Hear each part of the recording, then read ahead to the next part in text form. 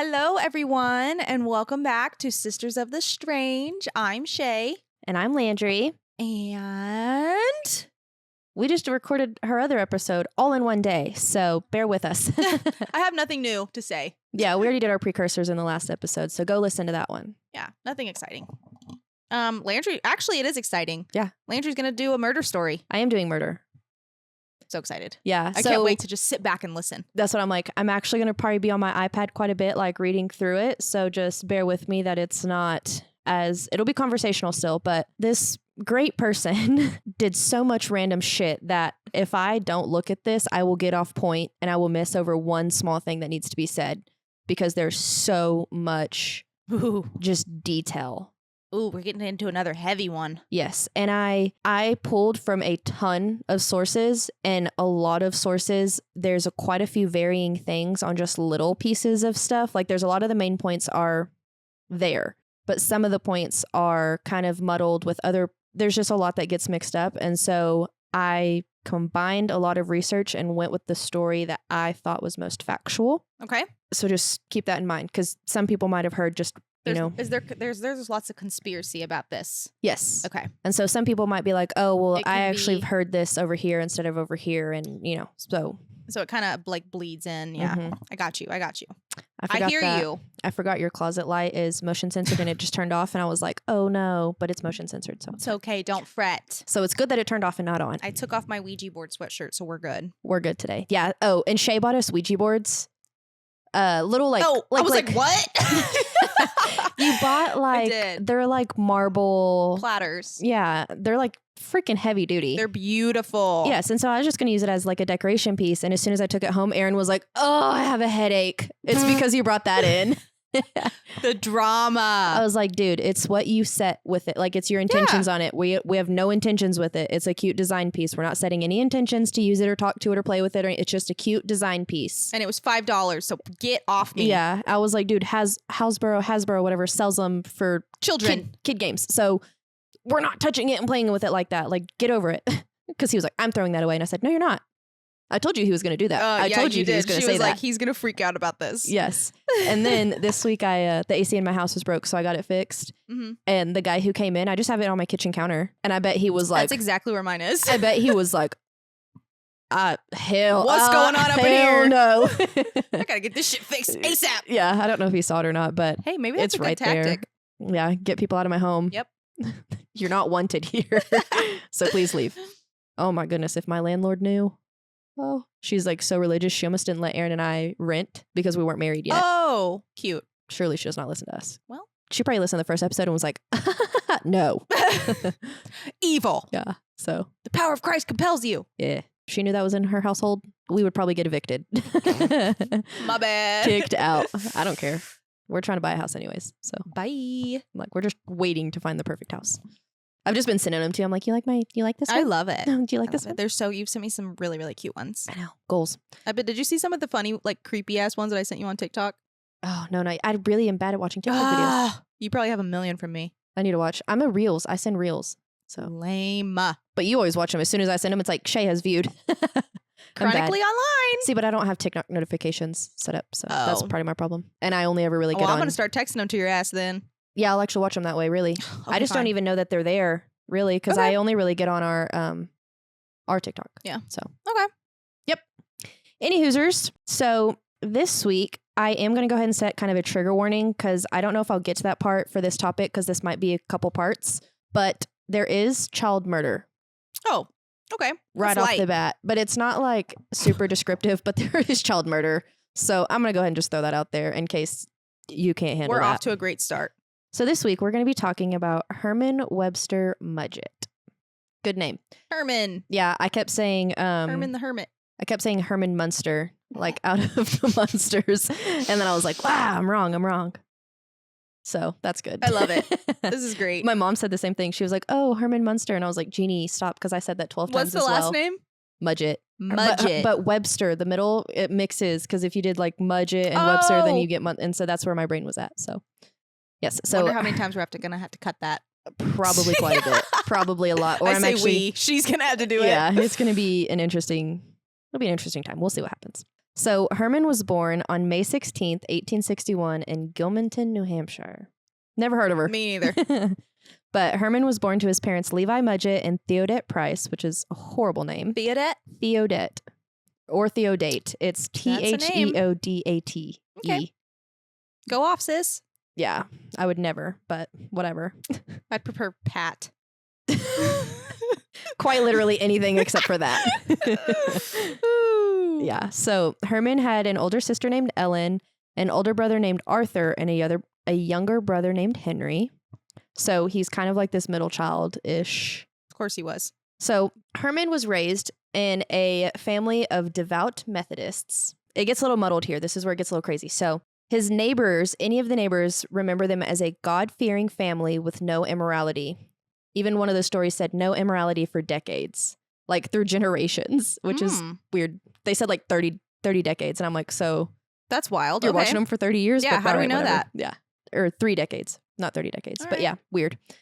So then some of the stories say that Herman's father was like drunk and abusive, but Herman himself said, my life was no different than any other country boy's life. Okay. So that could go either way. Yes. And you also have to remember like what discipline is like in the 1800s versus now. Yeah. Like your father could have been heavy handed and a drunk, but like that was almost normal back then. Yeah. So. Right. What time? 18? He was born in 1861. 1860. Whew. Yes. So that's where there's a few things where it's like, because Herman himself said, no, my family was great, loving, kind. And then there's other people that were like, no, his father was super abusive.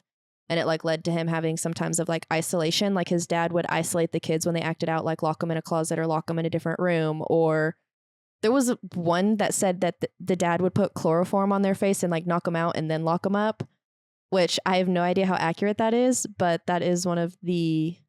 Sign me up. That sounds like a good nap. Yeah. Anything for a good nap. Give me that good nap. Yeah. Anything for a good rest. So not really sure what his childhood was really like, if he's saying it was great, but I mean, if you ask me, he literally said any other country boy that was trained. Oh, and he was trained well by loving and religious parents, which please keep that in mind. Trained well by loving and religious parents, because this guy is an egomaniac serial killer. Okay. So what do you mean? What do you mean trained well? Yeah. Interesting. Ooh. Yeah. That's spooky. A little Dexter-y. Yes. Yeah. Well, because Dexter's dad really did teach him how to do all of that. Yeah. So wild. So as a boy, Herman was regarded to as a well-behaved and incredibly intelligent child. He was also claimed to steal small amounts of money from neighbors and always had quick excuses when he was caught. So what's really strange about this is money ends up being something that he strives off of his whole entire life. Okay. Like everything he does, he's extremely money motivated, which we will get into that. But it's weird that it potentially started at the age of a child, being a little boy. Were they poor? No. Okay. No. Interesting. Very well-off family. Okay. One of the documentaries I've seen, they drove past his childhood home and like his bedroom was on the second story. Okay. And it looked like a pretty nice house. Okay. For that time. It looks pretty large and expansive. Interesting. Then it says that he was able to get out of it because he had all these excuses at the ready and he was a calm and quiet kid. And so people kind of believed his demeanor. But some people said they always felt a little bit uneasy because even as a child, he couldn't look you in the eye and like he wouldn't look at you in the face. But he had a condition called strabismus, which is where you're basically cross-eyed. When you look up the definition, it says like your eyes can't focus on one point. But other people call it being cross-eyed. Yeah, cross-eyed or like having a lazy eye. And if you look at pictures of him, which don't, you can see it in one of his pictures, you can tell that his eye is a little off. Mm-hmm. That might be why he didn't look people in the eye. Okay, fair enough. Or that he's just a seedy bitch. I'll let you guys guess which one. One or the other. So children at Herman's school often bullied him because of his intelligence. So in addition to like being bullied by kids and his father being potentially this abusive drunk, he had a lot of time alone. Okay. And spent a lot of time alone. And in that time, he was known to dissect animals. Of course he was. Yes. Okay. Of course. Number one Serial of the triangle. Yes. Okay. I'm going to keep tally. What is the other one? Peeing in bed? And head trauma. I thought there was also one that's playing with fire. Yeah, that one's in there too. But really the main three are the bedwetting, dissecting animals or killing animals, and like head trauma as I'm a sure child. he probably did wet the bed and he probably did hit his head, but there is no more of that. There is no, I damn. wish. I need to look it up. I'll look it up. But he did dissect animals for fun. Okay. And then, so there was another time, like I mentioned, he got bullied because he was an extremely intelligent kid. Like he graduates at the age of 16 with all honors. Like he graduates Wow. early. Okay. So with him being this weird kid, surely people are going to be mean to him. And so there's also stuff that said that whenever he was a kid, he didn't really hang out with anyone. And when he did hang out with people, he was easily swayed, which if you're trying to fit in, that makes sense. And so he had been taken after school one day by a group of older kids and he thought that they just wanted to like hang out and be friends with him. So he was like, oh, wow, cool. Yay. And he goes with them. And at the time, in like the 1860s, doctors were kind of feared because they like ran weird experiments. They weren't really like what doctors are today. They were kind of scary people. Like, and even today, a lot of people don't like the doctor's office. And so back in the day, like doctors were scary. And so Herman was scared of the doctor and the doctor's office. And so these kids drag him to the local doctor's office because it's just like on the same path as the school. And they had already rigged in the room to have this skeleton, like arms outstretched. So whenever Herman walked into the room, this skeleton is like coming at him. And he said that that struck him with so much fear, but it also started like a morbid curiosity within him. Okay. So he's dissecting animals and now he thinks skeletons are cool. As a child. How old? Doesn't really necessarily Elementary school specify, age. but before the age of 16. Oh, yeah. Which is... yeah. Young. which is creepy because I didn't have any interest in skeletons whenever I still don't have an interest in I'm like wearing a skeleton shirt. My blanket's all skeletons, but I'm not trying to go hang out with one. Okay. Oh yeah, no, definitely not. Not trying to go touch some bones. Okay. So then also in this timeline of Herman growing up in that time frame, it is said that only 1 out of every 100,000 deaths has to do with murder. Okay. So Gilmanton only had 1,600 people. That was his population, the town he was raised in. In his time frame, 2 of his cousins drowned. Of him living there as a child, 2 of his cousins drown. One whenever he's like 15 and the other one he's like 18. And then whenever he was, I think 5 or 6 years old, he had a friend named Tommy. And they were running through an abandoned house and like playing and whatever. Tommy fell to his death. Oh. So there's like, just with who Herman ends up being, there's like thoughts on like, did he do this to his cousins and did he do this to this little boy? Ooh. But the thing with the cousins that's kind of strange is there is town records. And in the town records, only one of his cousins has drowned. And it was a little boy named Odin Mudgett. And he was 4 years old and like 10 months. And he drowned on like one of the family properties. But there is another like local story. And at this point in time in the 1860s, not every birth was written. And it's like, kept in like actual ledgers. Yeah. Not every birth was recorded. Not every death was recorded. So the girl cousin, her name was Mary Mudgett, and she was supposed to have been about 15. Her death is not recorded anywhere. And so it could be speculation, but it is like a local story that a bunch of people know. So that would leave 2 of his cousins and this little boy that all died of suspicious circumstances. Whenever only 1 out of every 100,000 people should have died in a suspicious circumstance. So it's very odd that much happened in a town of only 1,600 people. Yeah. With him. With who he turns out to be. With him being, in that circle. Yes, with the man he becomes. It's very odd. Okay. So whenever Herman was 14 in 1875, his grandfather passed away and left him a piece of land. So Herman took an interest in this local girl and proposed to her at the ripe age of 14. Okay. Her parents were like, absolutely not. And like sent her away to like a boarding school. They were like, you're not going to stay here because this is wild. So in 1877, at the age of 16, he graduated from school with honors and he started working like aimless jobs. He didn't really know what he wanted to do. And he met a girl named Clara Lovering. Lovering? Lovering. Lovering. I know, it's pretty cute. So Clara and Herman got married secretly at the age of 17, knowing that neither one of their parents would be okay with it. They did this on July 4th of 1878. And they were both right. None of their parents were happy that they have done this. His mom, in fact, said she could not have done worse. And I don't know if that's a dig at her or a dig at her own son, but it's not great. So then... thanks, Mom. Yeah. So Clara's parents clearly Herman's parents really weren't approving of this at all. So Clara's parents were like, okay, well, at least we can help him get him out of this aimless job situation since he is married to our daughter. Like, at least we can kind of try and set him up. Like, let's help him out. Okay. And so they owned their own grocery stores and like they were a grocer or whatever. So they hired him to work at one of the stores.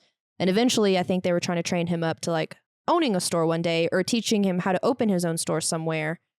But his wife, Clara, later claimed that he said it was too simple of a job for him.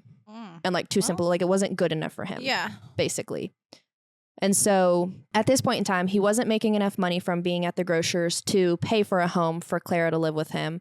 And so he walked 9 miles every weekend to go spend the weekend with her because she lived like, at that point in time, I guess it's almost like a town over. Yeah. So he walked 9 miles to go be with her. And then on Monday morning, he'd walk 9 miles back and like start his day all over again. In the snow, barefoot. Probably in 1860. I had to. So a year and a half later, after they've gotten married in 1880, Clara gave birth to their son, Robert. Aw. Yes. So she cared for their son while Herman started medical school. He, during his aimless job situation, said, I want to be I want to be a doctor. I want to go into medicine. That's what I want to do. Let's go. So he's starting to work under the town doctor where he was terrified. Yeah. Right. And starts getting this interest. So that doctor was actually known for being, I don't know the medical term, but that doctor in town was actually more known for like doing dissection. Like an anatomy kind of doctor. He was more interested in like anatomy than he was in like family medicine. Yeah. And so Herman started kind of working under him and like fostering his knowledge and reading a bunch of books to go to medical school. Mm-hmm. He's a very smart guy. Yeah. When he wants to be. Sounds like it. But he also turns out to be an idiot. Okay. Just not smart. So, and fun fact, which I'm not going to go into this because it's not something that I have a huge interest in it, but it's not something that's really viable to me. There's a whole theory that Jack the Ripper and this person ended up being the same person. And so that's where a lot of this information comes is from the son, Robert. He kept having kids. And so then one of his grandkids, Jeff Mudgett, ends up making a whole documentary about how these people should be all the same person, how they think that Herman is Jack the Ripper. From his own bloodline. Mm-hmm. Yes. Huh. Yeah. Okay. It would be Herman's great-great-grandson believes that Herman is Jack the Ripper. And you don't believe that? No. Okay. It just doesn't make sense. Okay. Part of it does. Part of it does. Oh. If you keep dropping your phone every episode, we're going to lose it. We're going to lose it, okay? You said, It scared me. But yeah, so there's a whole thing where Robert has kids and then his son. And so that's where I learned about like his great-grandson is whatever I learned. That's so weird about, though, because where did he come up with that? just the time period. Okay. Because Jack the Ripper was super popular late 1888 and early 1889. That in like England? Yes. But there's a point in Herman's life where there's no documentation of where he's at. Oh. And it matches up with the Jack the Ripper timeline. Okay. But the way that they murder people and things like that, the MO is not the same? Not the same at all. Okay. So, anywhoosers. So at 18, Herman enrolled in at the University of Vermont Medical School in Burlington, Vermont. Clara and Robert stayed in New Hampshire with her parents, and Herman moved into a boarding house near the school. He shared a space with a man named Fred Ingalls. Herman asked Fred to keep the fact that he was married a secret. Okay. He was like, I don't want anyone to know I have a kid. I don't want anyone to know I'm married. So let's keep that a secret. And Fred was like, I mean, sure, man. Okay. But Fred did say, you have to promise to not pursue any other women because I just don't think, like, I won't tell anyone as long as you don't do that. Yeah. Because Fred was a gentleman. That's not right. Yeah, Fred was a gentleman. Fred was like, this is not, I don't agree with that. Yeah. I won't tell people you're married if you don't want me to, but don't act out. Yeah. Good guy. Yes. Herman didn't keep his word. And he started like flirting with the landlady's daughter, like very intensely, like trying to court her and things like that. And so Fred did tell everyone. Fred was like, you know what? This guy's married, man. Like, we're not doing that. I'm not. What a guy. Yeah. So then Herman's mad at Fred. Uh-oh. And then Fred uses Herman's hello? mustache wax. What? Fred uses Herman's mustache wax without asking for Herman's approval. Mustache wax. I got you. Yes. I'm following. You said, what? But he used it without approval. Okay. So Herman's already mad at him for being like outing him. And then he uses his mustache wax. That sent him over the edge. Yeah. Herman apparently swept the floor with his colleague the fight was so bad. The landlady said that he swept the floor with his colleague. Oh, that's so funny. It said the boy from Gilmanton swept the floor with his colleague. That sounds so like new age. Yeah.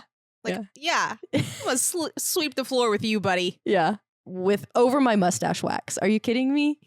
Yeah. So also while living in this boarding house is he grew a fascination with chemistry. So he's in medical school, and there's actually claims at this medical school there's not a lot about dissection and anatomy and all this stuff. It's more about just being in lecture halls at this point in time. It's your first semester. Right. You clearly, you know, you got to learn the science of the body first. Yeah, before you get to here. start cutting shit up. Yeah, which didn't make Herman very happy. So during all of this, he's like, I think I like chemistry. So he's starting to learn about chemistry, and he sets up his room in the boarding house like a chemistry lab. Like he has like all sorts of vials and all sorts of stuff going on. And it's making everyone around him like really nervous in the boarding house. They're like, are you going to set up something that's going to blow this house up? Like, what are we doing? Are you making meth in there? Yeah, this is really weird. He hired his own chemistry teacher because he said the University of Vermont, the Medical University of Vermont, whatever it is, doesn't have a good enough chemistry program. So he paid someone to come be his chemistry teacher. This guy's a jackass. Yes. Okay. And so there's some theories that he really wanted to, he was a very get rich quick scheme kind of guy. Yeah. And so he had taken an interest to wanting to create a patented medicine. Yeah. And so maybe that is why he got all of into chemistry. Yeah. He's trying to invent something that he can make money on. He's trying to make money quick. That's just a theory on why he suddenly was so into chemistry, because he's a very like money hungry kind of guy. I can follow that. Yeah. Which we'll get into more of it later, so it kind of makes sense. Okay. But it's there. Also in this, like his landlady, like, I guess it's a boarding house. This is really weird to me, but they all just went into each other's space. And so I don't think him and Fred necessarily shared the same room like a dorm, but I think they were in very close vicinity to one another. Mm-hmm. I'm not really sure, because there's parts of this where I'm like, why would Fred not complain that there's a chemist lab on the other side of the room? Because I would freak the fuck out. Just me. Per usual. Yeah. And the landlady is like, since she owns the home, she's also who like goes and cleans and takes care of things. And I think it's kind of strange, because whenever I lived in a dorm, no one came in my room aside from me and my roommate. Like, cleaning staff didn't come clean our room. Anyways, so she smells this like odor coming from old Herman's room, and she's like, what the hell? I guess I'm going to go clean his room, because he's got science labs and everything else. I need to go clean. And so she goes up there and she's cleaning the room, and she's like, man, where is that smell coming from? Sweeps under the bed, and a baby's body comes out from under the bed. On a board, though, like he was dissecting it. So not like, in that they didn't like alert the police or anything, because they knew he was in medical school. So they're like, I guess that's normal. Maybe he brought home the cadaver, like, because it was on a board, like he was dissecting it, you know? And onto the smelling part of it, I didn't put this in here, but since we're mentioning it, I don't know if it's this college or the next college, but people said he smelt really bad, and they called him smegma. You're lying. No. That was a word back then? I guess so. Because I've heard it in a few different places that they called him that. Oh, man. He's a stinky guy. Yeah, a little smegma over here. So that's good. If you don't know what that means, maybe Urban Dictionary it. Don't look up pictures. But maybe look up the word. Oh, my God. Children, if you're a child, don't look up the word. Yes. So. Oh my God, that's hilarious. I love when I just like don't know where something is going, and then it's just like bam. I did it too last time whenever I was telling that scary story, and I was like, yeah, and I woke up and there's this black mess in front of me, and it was Caden. You have my phone charger. Yeah, he was like, that's my phone charger, you bitch. And I was like, that's mine. Get away. Yeah. So. Oh my God. There's also arguments about this, but Herman left this university pretty quickly. Like I think he did one semester, maybe a year there, and was like, they're not smart enough for me. I don't like it here. And so there's theories that he either ran out of money, or he ran out of his boarding house because he had a bunch of other random antics that he went through in that boarding house. Or the other theory is that he wasn't happy that there was no bodies to dissect there. Yeah. Because apparently, like I said, lecture hall mainly, not as much dissection. He needed that. Yes. And so there's theories that there's about 3 different theories there. Either way, he ran out of money. He returned home and took a teaching job. So when he's doing this teaching job, he's only 20 at this point, and he's just teaching in Gilmanton, or I'm pretty sure it's in Gilmanton. And the superintendent was like, I mean, you're really smart, so we will hire you, but I'm thinking it's probably going to need to be someone with more experience just to work with children. He only had a class of like 15 kids, whatever. Yeah. At the end of the semester, the superintendent did write a letter that said basically like, yeah, this was not the job for him. He shouldn't have done this job. We should have went with someone who was more experienced. Yeah. It infuriated Herman so bad. He wrote a letter back to the superintendent telling her to retract her statement. Okay. That's the first thing of like, I have the biggest ego. Don't talk bad about me. He's controlling the situation. He wants to be in control. And he is like, you've hurt my ego. I'm better than that. Oh my God. Okay, bro. Relax. Yeah, it's not that You're serious. not a teacher. Yeah, no. And that's not what you want to do with your life. Like, why are you so mad? Yeah. Yeah. So that's just like the first sign of like his ego really like truly coming Showing. out. Yes. Okay. So now it's 1882. At the age of 21, him and Clara and Robert all moved to Michigan for him to go to the University of Michigan. Okay. Clara worked as a dressmaker and was financing Herman's life. She Bless paid for her. She paid for her child. She paid for Herman to go to school. Go off, queen. Yeah, because I would have been like, that's not my Sounds spot. like a personal problem. Yeah, not my job. Thank you. That is not my job. Herman stated to a colleague that he felt the presence of Clara and Robert were dragging him down, which is wild because she literally carried the weight of his family. Sir, I want to beat your ass. Don't you love him? And he's only like 20 at this point. What 21? Dick. Aren't we? We love Herman. We love Herman right now. For the first 21 years of his life, right now, he seems just like an outstanding guy. Herman is an outstanding citizen. I mean, couldn't be better. I want to be his friend. I want to be friends with Smegma. Okay? I can't with the smegma. I can't. So, also in all of this, she's fucking supporting the family. And he's going behind her back saying, she's dragging me down. Oh, ball and chain. Yeah. And then his roommates are like, she's coming out of the room with black eyes. She's got black eyes. Oh. On sight, Herman. Oh. Yeah. So right before he's about to graduate from medical school, she's like, F you, F this place, F out. I'm done. I'm taking my child. I'm girl. Leaving. Yes. So she leaves. She does. She takes Robert back to New Hampshire. She's done with him. Good but for her. They don't divorce legally. Ever. Okay. Ever.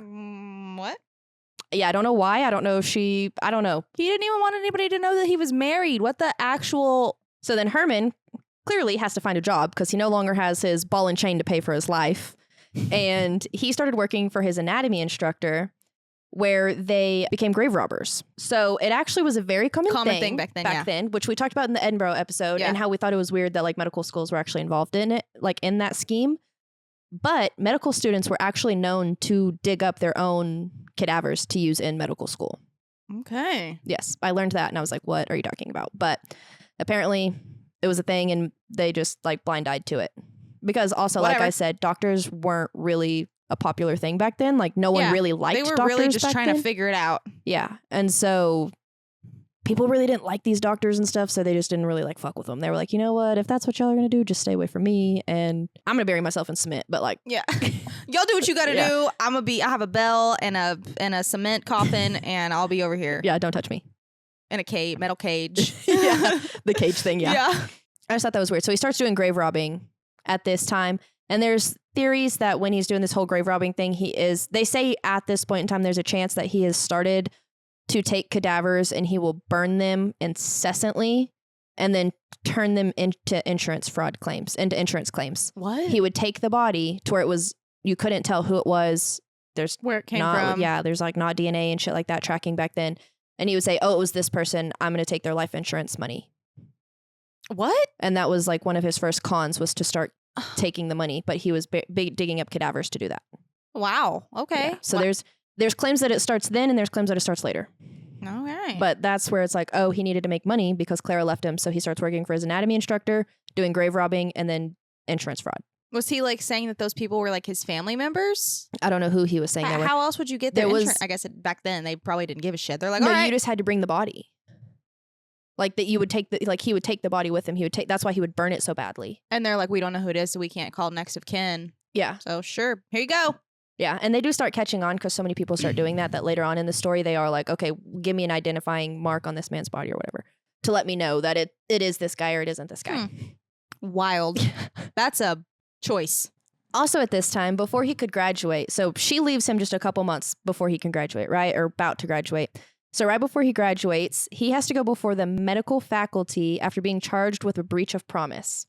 He made the promise of marriage to a widow who had owned one of the boarding houses he was residing at. So the widow had shown the board, the medical board, they went because it's adultery at this point in time, right? Mm-hmm. She didn't know he was in a relationship. And then he is still married to Clara. And so she had found a letter that he had started writing to his wife, like, dearest wife or whatever. Yeah. And so she had found that and took that to the board. And then she also took to the board a letter that he had written to the widow saying, I promise to marry you. Yeah. Like, I'm going to marry you. So she took both things of proof and was like, adultery. Hello. This guy he can't be a doctor. He can't. He's a liar. Yes. And so he had to go like defend himself to the medical faculty. And the professor his anatomy professor he'd been working under stood up for him. He was like, no, this guy's a good guy. He's not doing any of that. He's really smart. He works hard. Like, no, I defend him all the way.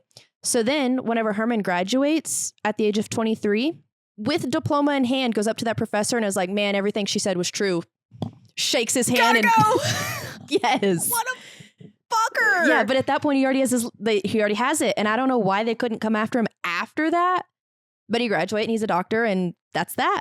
Yeah. Diploma in hand. He's like, yeah, by the way, man, that shit was all true. That's what he said. Yeah. If I was that professor, I'd have been like, what? Stab? Yeah. What do you mean? That's crazy. Yeah, that's another like, haha, I controlled the situation. I'm smarter than you. He's a psychopath. He loves to be smarter than everybody. 100% a psychopath. And you're already telling at the age of 23? We're not even at the age of like 30 yet. Mm. Mhm. Men do start showing very early signs, like early in life. Yeah. They do. So he graduates medical school and he moves to New York. So in New York, there's a small like smallpox epidemic going on. So Herman gets his hands on just a batch of vaccines. Don't know how, didn't question it. He has a batch of vaccines. Weasel. He's going around these suburbs and he's like, hey, 25 cents and I'll give you a vaccine. I'm a doctor. People are like, I don't really need it. I don't like, fucks with doctors. Yeah, I don't really need it. It's fine. I don't really care. So then he goes to a different suburb and starts telling people he is an officiated person. He's with the government, whatever, and that it's mandated that they get these vaccines, but they're still 25 cents a piece. So at that rate, people are like, oh, okay, lifting their sleeves up, like, give me the vaccine. And so he's profiting off this, right? I thought I had the total. There is a total somewhere that said he probably made this much money off of it, but I didn't write it down. Oh. So money in hand, Herman's able to rent a small office that he turned into a laboratory. So he's back to chemistry. He's going back and forth between... I have a question. Yeah, what's up? Where's the medical board? Was it even... I know, that's why I'm like, how did he get it even established at this point in time? Where is the medical board? Great guy. Oh my God. Herman is the medical board. Okay? No, literally. He's like, you know what? Yeah, I make the rules. Oh my God. Yeah. Here's your vaccine card. Mandated. So, oh my God. Yeah, money in hand, he goes and he rents this laboratory, right? So then this is where it comes back to the patent medicine. Like maybe that's why he did all the chemistry in the beginning. We don't know because he abandoned it. He abandoned the lab. He said, you know what? I don't think this is actually it for me. So it doesn't go any... Yeah, his lab There's doesn't not go any... bodies here for me. Yeah. Clearly I'm not smart enough for this place. Peasants. So he gives up the laboratory, but he still is like renting this space. So he's treating the locals, which I don't know why anyone's going to him after they mandate a vaccine. He's a great guy. I fucking love Herman. God, he doesn't look me in the face because he's got strabismus, but I really like him. He makes me a little uncomfortable, but it's mandated. Let me give you a shot. I can't even see your arm. Yeah, let me give you this. I can't focus on your arm, but let me put this fucking needle in your arm. I gotta feel it. Yeah.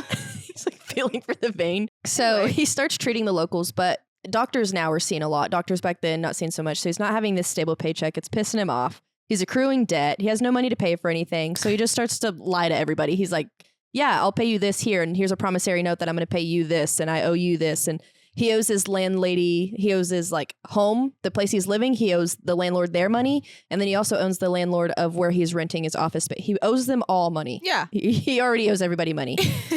And he's like, here's an IOU. Yeah, literally. He's like, here's a promissory note. And then to my promissory note, like, I'm not going to pay you shit. Yeah. Yeah. So then People said that he would get to the point where they would be like, why haven't you paid me? You owe me money. And he would just stand there and start crying. And they would be like, what the fuck? Because crying back then is like not, men crying in the 1800s is not a thing. They're like, oh. Yeah. So he would just start.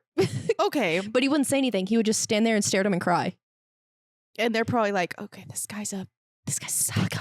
He's crazy. Yeah. So one of his landlords later said that he had never met someone who could lie so easily and so slyly. Snake.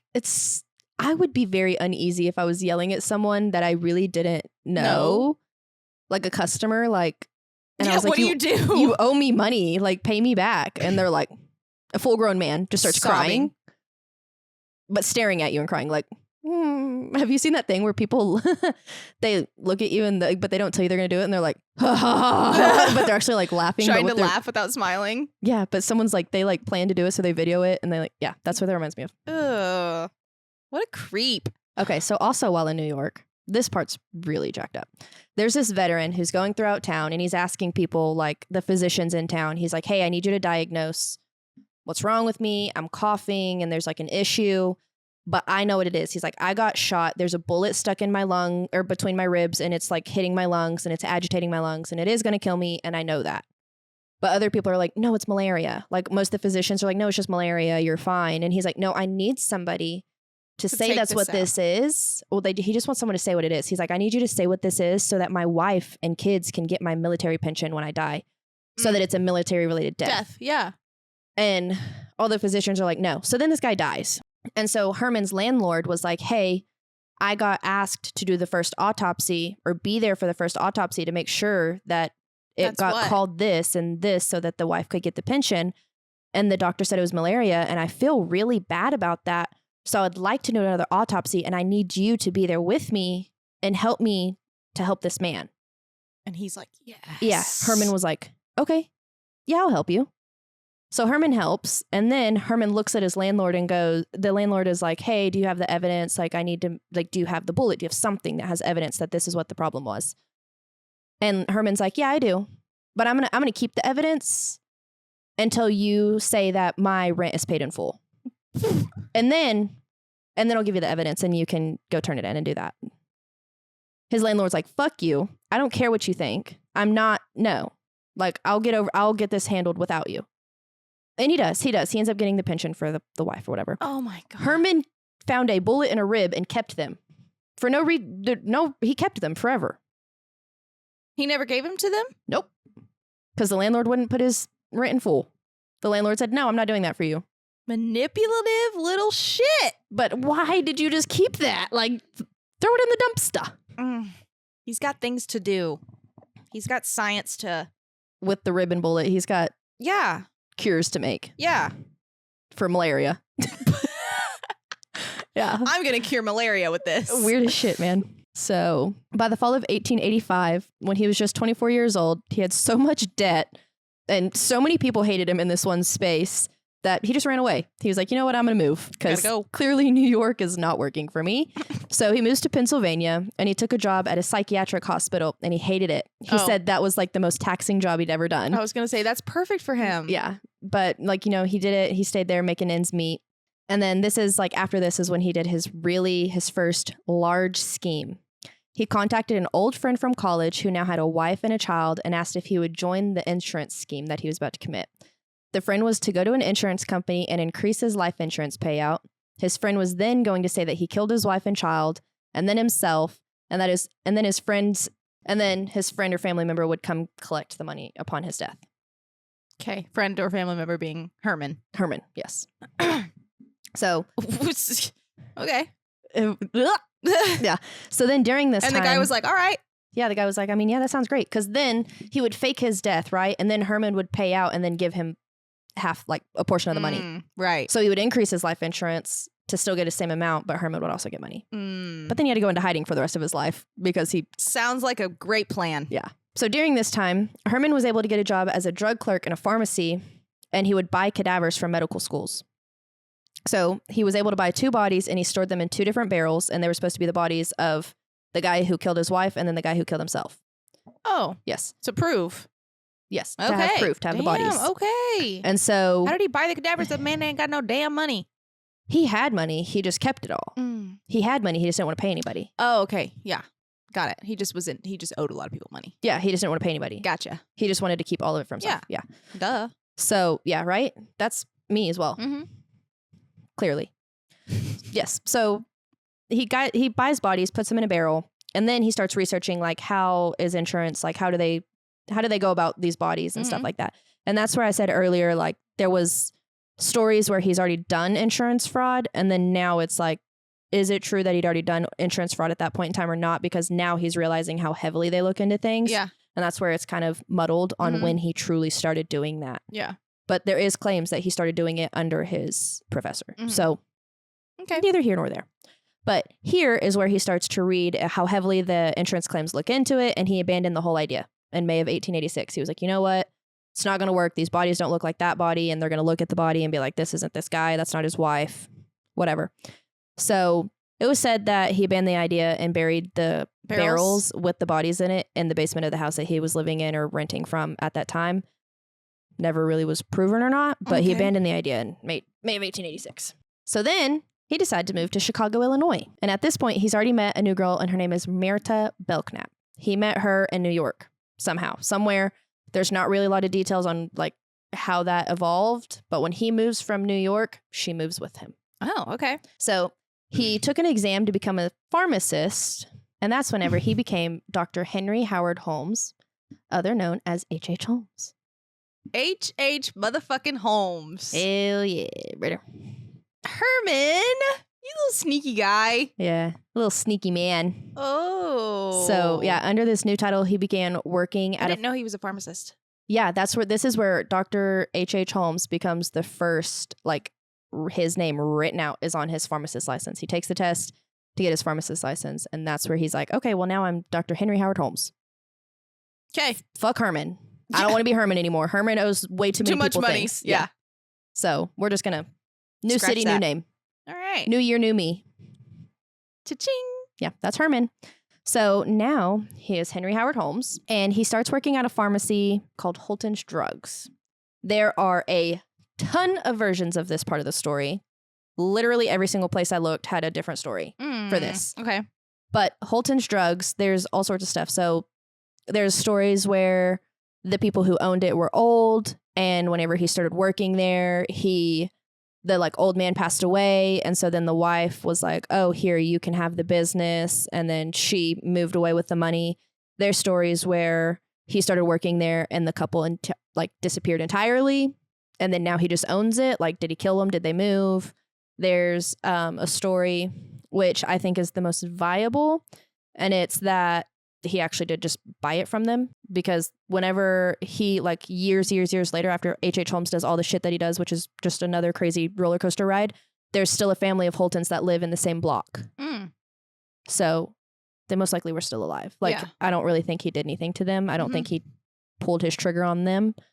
But the story goes that he started working there and he knew he wanted to buy it. And so he started tanking the business while he was there and, like, stealing shit from it and just making the business less than what it was worth. And so when he bought it for like a fourth of what the cost it was whenever he started working there. So he still schemed these people. Yeah. He might not have killed them, but he still pulled the whole Herman H.H. Holmes bullshit on him. Yeah. So typical. So now he owns this pharmacy, and it's still Holton's Drugs. And on January 28th of 1887, Holmes and Myrta got married. Yay. Even though he's still married to Clara. Oh, yeah. I forgot about her. So it's actually, this is where it comes back where I'm like, he never divorced her. But it said like 2 weeks after he marries Myrta, he had written a letter trying to get a divorce from Clara, stating she had been unfaithful and was like an adulterer. And he also tried to claim that he had been raising their son for the last so many years. Okay. No idea why he wrote it like that, but then he never ended up following up like with the divorce. Like you don't just say, I want a divorce, and then don't follow up or sometimes you have to go to mediation. Like there's all sorts of shit you have to do still after you. Yeah. And he didn't continue on. He was like, all right, I want a divorce, and then never did anything else. So in his mind, he was divorced. Well, yeah. And there's probably also like, okay, prove to me that you have this kid.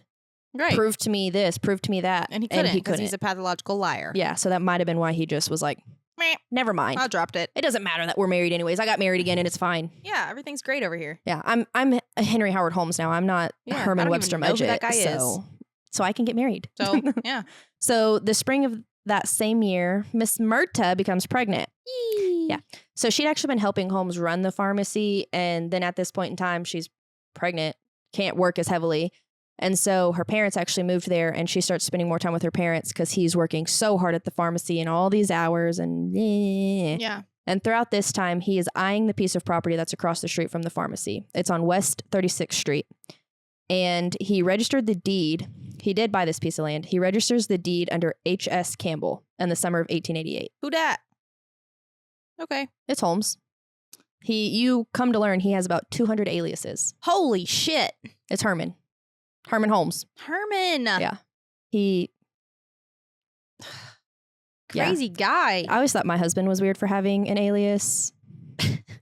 This guy's got 200. This guy's got a lot. Aaron really doesn't have an... He does. Aaron does. Aaron has an alias. In town, we all know him as Aaron Blank. And then when he goes to work, his name is Joseph, and he uses a different last name because his last name's hyphenated. And he went by Aaron because it's his middle name and Joseph's first. And I'm like, what? Like when I went to work with him one time and they were like, hey, JD. I was like, who? What are you talking about? Why did none of the girls that he was with say, who are you talking about? Because there's multiple times in this story. What is your name? Yeah. What the hell? There's so many. And how do you, I guess social security, driver's license, like none of that's a thing back then. Like, how would I become someone else right now? Right. That's Do you know a the pain in the ass. I haven't even changed my last name since I got married because I'm not even trying to do that. It's such a process. Yeah. He just did it. He's like, you know what? Now I'm Henry Howard Holmes. All right. And tomorrow I'm H.S. Campbell. And then the next day. There's more. There is more. But oh my God. yes. All right. So this is the point in time when Holmes actually admits to his first murder. He kills Dr. Leacock, which is the same friend who he abandoned the plane with in the first place. The insurance fraud.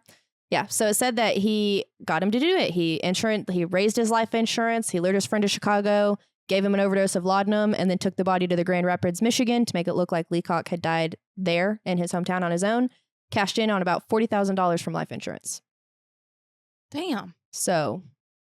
And that was like during this time when he bought that property, or yeah, this was is back right then? It's right after that. It's like he buys the property, does that. Okay.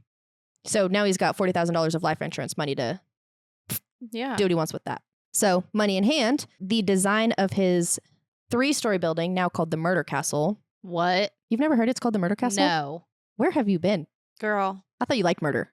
I do. I've always had a thing for H.H. Holmes. I've always been interested in him. But He's a good dude. love I him. don't know why anybody wouldn't. I would be his 9th wife. Yeah. Totally. Let's go. Sign me up. Yeah. So he said, He's making bank. honestly, and it sounds like he spoils his wives if they're not dead. True. So Yeah, he's treating them well. treat me right. But yeah, so it said that the design and it's like quoted. It says the design and purpose came all at once. He envisioned a massive 3-story building. The first floor would be a commercial floor with retail shops, a pharmacy, things of that nature, so he could have a steady income. And then he also would be able to employ as many women as he wanted. The second and third floor would be apartments for rent, and he would have his own penthouse within the space as well. He then wanted to hide small places and details throughout the building, a giant chute that would extend from a 2nd-story apartment down to a secret place in the basement, a large room in his apartment that had a walk-in vault that was airtight, and then he wanted to have gas jets throughout the entire building that he could only control from his office, and a large basement with a secret storage chambers that he could seal off. So basically he wanted to For why? create a murder castle. Ew. Creep ass. How did we get from I want to dissect bodies to gas chamber basement? I think he's just a creepy-ass guy, dude. God. And a lot of it has to do with his ego. Like, he likes to be the smartest person in the room. And I think he really enjoyed a lot of this. I think he enjoyed doing just everything. Whatever he wanted, whenever he wanted. And he could just con anyone into believing whatever. That he did no wrong. Yeah. So he knew he couldn't ask anyone to design this, right? You can't just say, hey, I need you to come to draw me a fucking murder castle. Mhm. You can't do that. So he actually took on learning architecture and designs this whole murder castle to what he wants, which is a feat. I'm trying to draw house plans. It is not just the easiest thing in the whole entire world, especially a 3-story building. Right. And it's the width of the block. And it's he's the whole doing block. crazy shit in there. It's not like he's just, I need 3 stories and 17 bedrooms and 5 bathrooms. No, I need a gas chamber and an airtight vault and a secret basement with a slide. Yeah. The actual like crazy. Swirly slide. A fire pole. I want 3 loops. Yeah. Do the math. Yeah, he really does actually like the floor plan. I don't have it in here, but the floor plan, there's like a room that has 5 doors. He does a lot of like Winchester Mystery House stuff where it's like doors that lead to nowhere and staircases that lead to nothing and rooms that have no doors, like, or trap doors or closets that have 2 doors so you can secretly enter into one of the apartments or into one of the hotel rooms. Because it was the World Fair is coming, and so he wants it to also be a hotel and not just apartments. Never really gets to that point in time, but to the hotel part of things, he does do apartments, but he wants them to have all these secret, like a labyrinth of a building.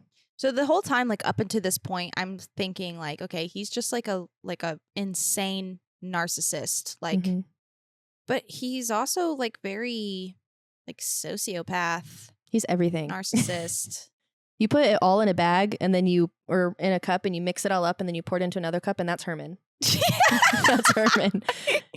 You know, the Powerpuff Girls where it's like sugar and spice, everything nice. Herman's all the shit. All of it. Just everything. All the leftovers. Literally everything. God was like, you want that? Bad guy. Bad guy. Oops. Narcissist. Any bad term you could call a man, Holmes. Oh, Herman got it. And we're back. Yeah, we're back to Murder Castle. So he knew he couldn't design this on his own, or like couldn't pay people to design this because everyone's going to be like, you're a psychopath. I'm not building that. So what he would do is he would hire people. And at this point in time, it's the Chicago World Fair is about to be there. And like 1883 or something like that is the World, or 93, whatever.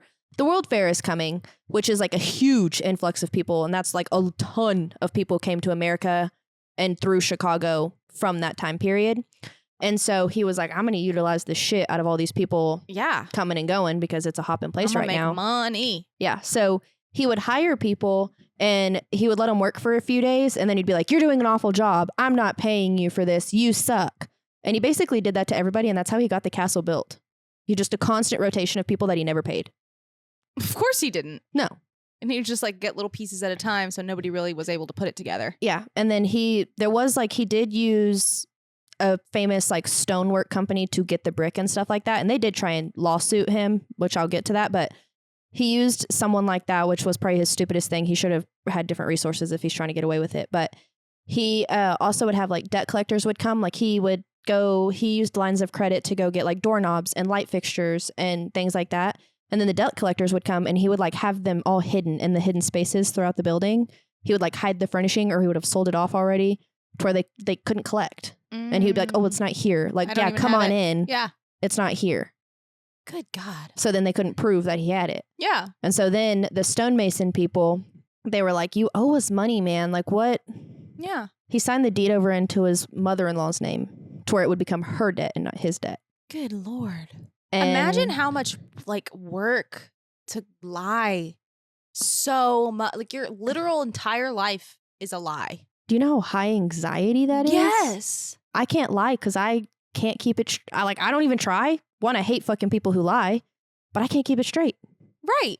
That's what I'm saying. Like that's a lot of work on his part to just keep it going. I'd have to have a notepad in my pocket and I'd be like, oh wait, hold on. Yeah, let me reference what I just did. What did I tell you last? Yeah. So he got away with a lot of it by like, he would sign it over into other people's names and shit like that. Okay. Where are the police? Somebody call 911. Yeah. And he said a lot like this. That's what's next. He says a lot of stuff to a lot of people where it's like, why didn't you right here, this guy, before the foundation had even been completed, he had plans for getting the building started. He approaches a bricklayer named Bowman. Holmes asks him if he'd like to make money easier than he currently was, because bricklayers, they're not like bricklayers, they're not over here bukus of money, right? Yeah. So the guy's like, well, yeah, like, of course. And then Holmes said, you see that man down there in the basement? My brother-in-law down there? I'll pay you $50 to drop a brick on his head. And the guy was like, no. And never came back. But I'm like, why is that not why did you not call the police? Yeah, why is that not one of the points where you're like, I'm gonna cop? Like, was he like,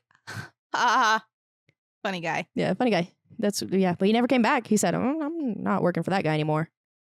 Huh. So. Okay. Mm-hmm. So during the construction of the murder castle, Holmes meets this man. It's late 1889, and his name is Benjamin Peitzel. I think that's how it's said. I'm going to go with Peitzel. Okay. So Benjamin was actually just hired on to take care of the horses on the property, like as construction was going on, just simple menial tasks. But he ended up becoming Holmes' like assistant. He was a very seedy guy like Holmes was, and they got along really well. Into making money, whatever you had to do. So pretty much anything from here on out, Benjamin is a part of somehow in it, whether he is fully there, like location wise, or just kind of knows about it. Yeah. So that's like his right hand man. Okay. So while working for Holmes, actually to prove that he's a seedy guy, Benjamin gets caught for having a bunch of bad checks. So Holmes bails him out with probably another series of bad checks, which is super ironic. But Holmes does get him back. So also during this time, his castle is now like close to completion, right? So Holmes decides to sell the pharmacy across the street. He's like, I don't need this anymore. You know, I've got my castle that has the first floor of jewelry shops and everything else. So he's selling it to this guy and he's like, you know what? There's no other pharmacies in the area. This is great for you. It's great for your business. No competition.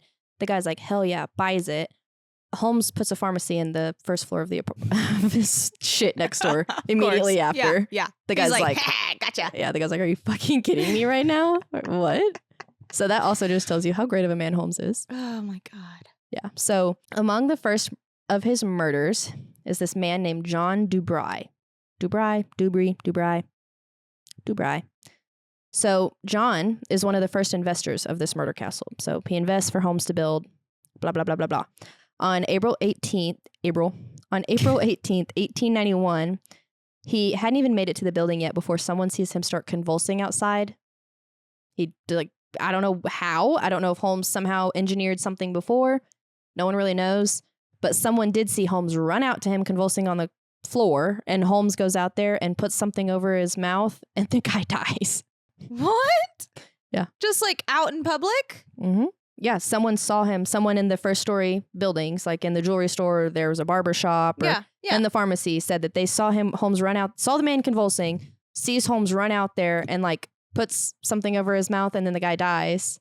And then what? But then, well, they're like, well, he was already convulsing, so clearly Holmes didn't do it. Maybe Holmes was a doctor and was trying to help, but whatever he tried to help with didn't work. Mm-hmm. So then after all of this, he doesn't make any money off this death, right? Like it's not a profitable death, but he's not losing money because he's not having to pay his investor back either. Because it's literally the investor was coming back to get his money. So did he engineer for him to die somehow on the ride? Did he figure, some weird thing out? Or was it just luck for him? Yeah. Lord only knows, because he's a pretty lucky guy to get away with a lot of shit. Yeah. So now that his investor's dead, and that was in 1891. Also in 1891, Holmes approaches this woman who does laundry for the castle and for himself, because he lives in the penthouse in the castle. And so does his wife and daughter. They live in the penthouse upstairs as well. So he says, I'll pay you $6,000 to take out a life insurance policy. That's $10,000. She said, why would I do that? Like, that doesn't make sense.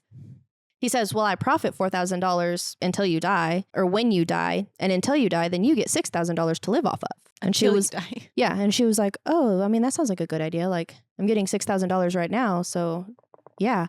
But then she's like, yeah, that sounds like a great idea. And then he leans up next to her and he's like, don't be afraid of me.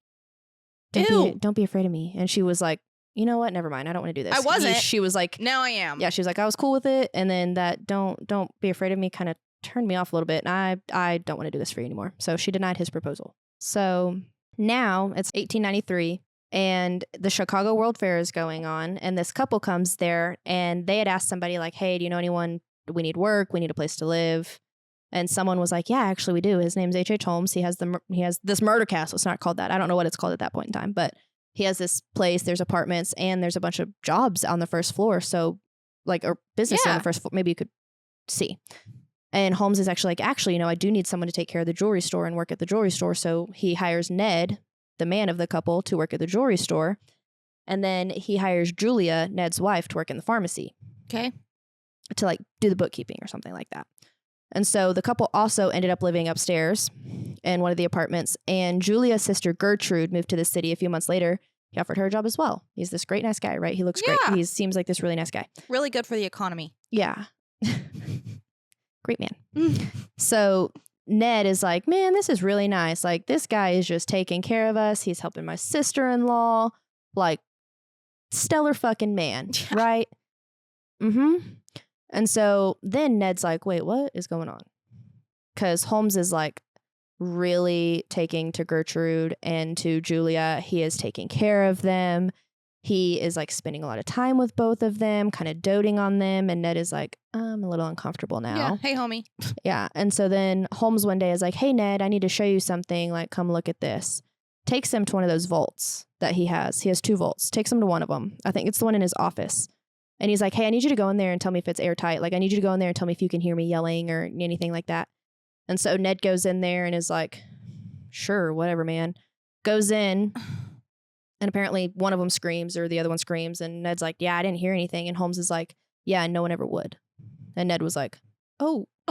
Got noted. Yeah. Oh, okay. Noted. You've now made me incredibly uncomfortable. And so during all of this also, like, they're living there, they're working there. This isn't just like a week time. Like, this is like over like a year. Yeah. Like, this is some time going on. And Ned and Julia's relationship starts getting kind of strained. Gertrude moves out. So then she moves on with her life. Ned. And so it's Ned and Julia. Ned, where are your brain cells, brother? He's getting there. He's pulling them together. Okay. All right. He's pulling them together. All but right. Gertrude leaves. So then Holmes is giving even more attention to just Julia. And it's starting to cause a problem on Ned and Julia's marriage, to where Ned is like, man, this is, and he's trying to talk to Julia. He's like, we're married, like, this is causing some strain. I'm your husband. Yeah, like, let's figure it out or let's not be together. Yeah. And Julia is kind of like, okay, then we just like don't have to be together. And they have a kid. They have a daughter named Pearl. Aww. Like, young daughter named Pearl. It's cute. Yeah, I do like that name. And so Ned is like, well, I'm going to leave and I'll fight for custody of Julia, but if you don't want to be together, then that's fine, but I'm going to leave. And his plan was for like them all to move. He was like, we all just need to get out of here. Yeah. And Julia was like, no. So Ned leaves, and he is trying to get custody of Pearl throughout this whole process. But I don't know what the holdup is, like what the problem is with him getting custody of Julia, but it's not working as easily, I guess, as he thought it would. So now Julia, I think I keep saying Julia, but he's trying to get custody of Pearl. I think I've said it wrong 12 times. But anyways, now Pearl and Julia are living with Holmes. And his wife and daughter. Well, he has actually, I've skimmed past that. He has moved Myrta and his daughter Lucy into a home in the suburbs. Okay, so they're not staying in the penthouse anymore. No. Gotcha. He goes and visits them like once a week at the house. He's like, here, babe, got you a whole house to take care of. Yeah, and I don't know if she just got used to his lying and antics, so she preferred for him to just go away. Yeah. Because it doesn't really seem like she ever really cared that he was like not really she's involved. got a whole house. She's got, he's taking care of her. Yeah, so all she's got to do is take care of her daughter. Yeah. There's not really a whole lot on all of that, but okay. I did skim over that because I'm not looking at my notes as heavily as I... That's okay. Told you you skim right over one thing because there's so much. So Julia and Pearl are living the high life. Julia and Pearl are now like more in his apartment than their own. They still have their own that they go and like do whatever, but it's all in the same building. Yeah. And they have like Julia and Pearl have befriended people in the apartment complex or whatever. That's pretty fair and common. Yeah. But at this point in time, Julia is like, hey man, I'm pregnant. So we have to get married. And he's like, I'll marry you, but you have to get an abortion. Like, we're not having this child, but I will marry you. But I don't want that kid. You cannot. Yeah. So you are married. It's two times two. Twice. Okay. Yeah. So Julia's like, you know what? I mean, yeah, I guess that makes sense. Agrees. And he's like, but I'm going to be the one who gives you the abortion because I'm a doctor. I'm going to start screaming. Yeah. In a moment. I'm going to start screaming. Yeah. He's like, but I'm going to give the abortion because I'm the doctor here. And she, for whatever reason, is like, you know what? Sound idea. Love that for you. Mm-hmm. Needless to say, she does not live through this abortion. She dies. Mm. And people question him. They're like, hey, where'd Julia and Pearl go? But she had previously talked to people about going to visit her sister and all this stuff. And so he's like, oh, well, they went and visited their sister. And they were like, oh, well, she wasn't supposed to leave for, another few weeks because we were on Christmas time. And he was like, she just decided to leave early. People just were like, okay. Yeah. And when his crime spree came to an end and they looked further into the castle, they did find the bones of a 6-year-old girl which was probably Pearl. What? Oh my God. Yeah, so there's the whole thoughts that he basically killed Julia during this, and then that he just probably went and killed Pearl right after and disposed. Oh my God. That is terrible. Also in this, like, Pearl's, her bones are found later, and it was kind of a question on, like, okay, so what happened to Julia? Like, is she in the basement? Where'd she go? So there is some sources that said he had contacted a man named Charles Chappell, and this man was known as a trained articular, Mm-hmm. Which is a person who is trained at, like, stripping the flesh and everything off the human bones and just, like, creating the skeletons. Mm-hmm. And so Holmes had apparently contacted this man, and the guy didn't ask any questions. He's like, Holmes is a doctor, so... Yeah. And so he was paid $36 to clean a body right after. So it would have been the same time frame as Julia dying. And then Holmes sold the skeleton to Heyman Medical College in Chicago. So... Holy shit. So that's good. That's wild. Yeah, and then, like, everyone in the apartment, like, just, like, kind of believed his story because she had already mentioned it. So no one really learned the true story until he was arrested and, like, caught. Oh my God. Yeah. I think that might be where I leave us for... Yeah, because it's about to get probably worse. Way worse. Oh my God, that's crazy. And the guy's just like, oh yeah, he was a doctor, so he just, like, gave me this, it's like a cadaver or whatever. Yeah. Yeah. He was like, oh, well, it didn't matter. He's a doctor. Yeah. So many people don't question him because they're like, oh, well, he's like this. And, you've heard the saying, like, dress for who you want to be around, or spend time with the people who you want to be like, things like that. He dressed really nice. Yeah, like, I'm sure he did. Always wore his 3-piece suit and a bowler hat. Like, I mean, he smelled like smegma, but he always... But he looked good. But he presented himself well. And, like, he always had the mustache. And, like, his pictures, he's really not a horrible looking guy. I mean, he's definitely not my type. He's a normal looking guy. Yeah, like, he looked like he was probably decent for that time. But how old was he at that time? Like, with Julia and Pearl? 1892, and he was born in 1861, so...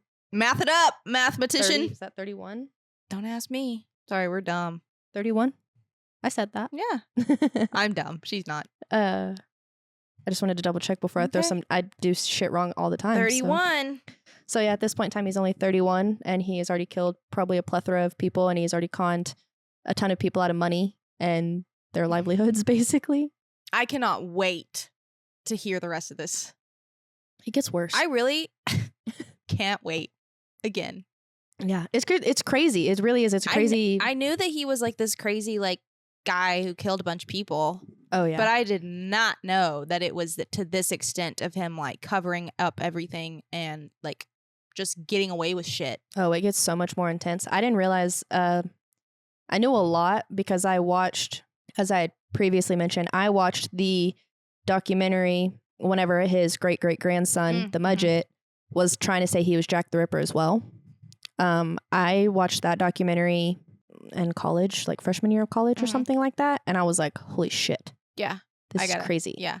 Because that's where they talked about like the death of his cousin. They didn't mention the little boy. Somewhere else mentioned the little boy. But like, I was like, oh, this guy is way more intense than I thought he was. Yeah. And I mentioned it a little bit later on, but there's a lot of people that are like, oh no, his murders were just exaggerated. Mm-hmm. But then he wrote a memoir and was like, they let him? He did it while he was in prison because he does go to prison. Oh my God. But yeah. I'm so glad that like there's criminals are not allowed to, or like felons or like murderers and stuff are like not allowed to like monetize on their lives. Well, he I don't know if he tried to sell it. He gave it to the judge of the case whenever he was like going to be executed. He was like, oh, by the way, here's my memoir. Oh, wait, that's cool. From studies, from what I said, or from what I've seen. Like I said, there's a bunch of different stories. Oh. So it's not out there. Yeah, it's just a different, there is, I think you can access it. I was about to say, I would love like to. His great-great-grandson in the document, like the first sentence of the book is like just another fucking ego thing. I don't remember even what it said, but it's like clearly the first sign of his egomaniac, like bullshit. Yeah. Oh my God. But that's where I really was like, I really grew an interest in Holmes because I also have a huge thing for Jack the Ripper. Like I've always been really interested in Jack the Ripper as well. Yeah. So I even read, I have books that are like, but it's like a romance book about Jack the Ripper. It's an interest. It's weird. It's weird. But Yeah. Interesting. Yeah. So that's part 1. Hopefully I can get everything else in the next part so that I don't drag it out. One of the podcasts I listened to was a 5-part podcast, and I do not want to do 5 parts. So I think I've condensed a lot of what, like, I gathered information from them. I gathered from documentaries. I gathered from, there's like a movie, then there's books that are written about that I pulled from everywhere. So the sources are all just mixed in there. Yeah, you've been researching it for a couple weeks. Yeah, that's why this week was a dumpster fire. I had an insane amount of like work. And then this is what I do in the afternoons. And then like the AC in my house hasn't been working. The AC in my car hasn't been working. And my registration is out. And I don't have time to do any of that because I literally have had no time for anything.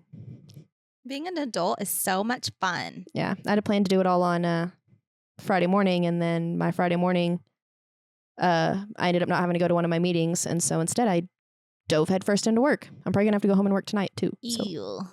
Well, it's only 7.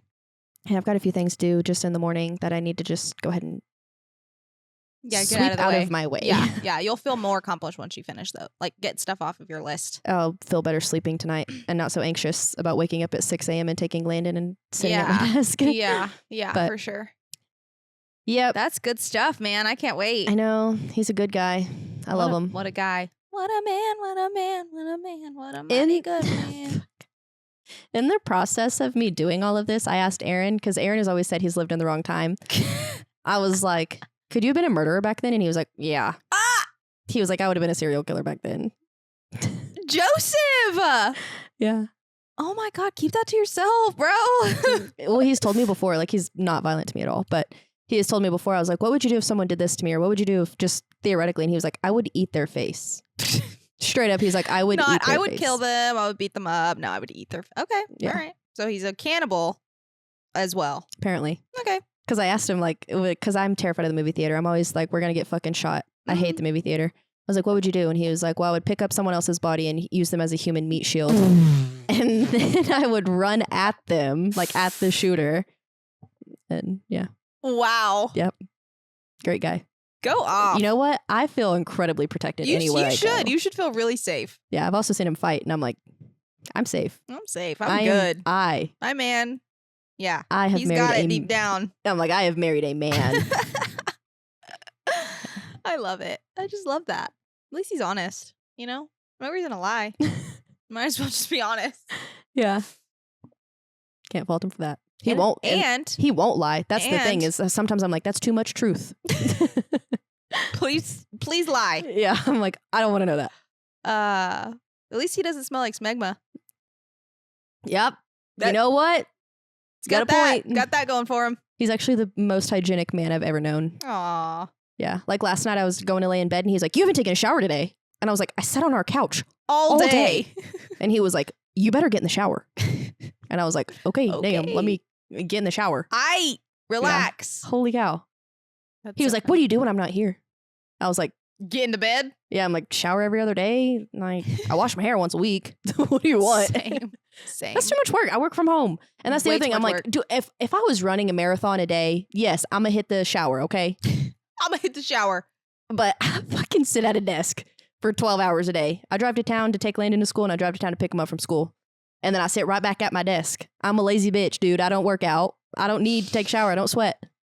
Fair. Hey, it's fair. But I do shower. I mean, I do shower every other day. Or honestly, whenever he's gone, my nights are just more relaxing because I'm not like tending to my husband or whatever. It's not tending to him. My time is more busy when he's home than when he's not home. And so honestly, when he's not home, I just like go stand in the shower. I'm like, hot water. Yeah. So feel that. Sometimes you just have to. I love a hot water. I just want to stand in it. I love a hot water. I don't fucking move. I just stand there. Me too, buddy. Definitely been there. Definitely been there. Anyways, hope you enjoyed part 1. It gets way worse in part 2. There's way more. Can't wait. I'm so excited. It's, as you called, a bloodbath of a roller coaster ride. Yeah. But he's not really a bloody man. But it doesn't seem like it. But it's just a roller coaster with like the loops that make you black out. That's one of those. Yeah, it's the loopy slide. Yeah. Down to the gas chamber. Yeah. Whee! Exactly. Okay. Well, you can leave an emoji of, I don't know if they have a mustache. A man with a mustache. That's pretty fun. Yeah, there is, I think. You can leave that. That's fun. Or you could just comment your thoughts on how psycho crazy pants this man is. But if you have anything else you'd like me to mention, maybe if you've already done an H.H. Holmes situation and you think there's more information that I need, or a good theory. Yeah. Or if you want to clean up anything that you think I might have made messy, just let us know. And you can email us at sistersofthestrangepodcast@gmail.com. Like, comment, subscribe, all the good shit. The good shit. All the good shit. Honestly, you could leave an emoji of like goo for smegma. Ew. The cheese emoji. Oh God. I hate it here. Yeah, I think that's it. Come back for part 2. Anyway, we'll see you next week for part 2. Bye. Bye.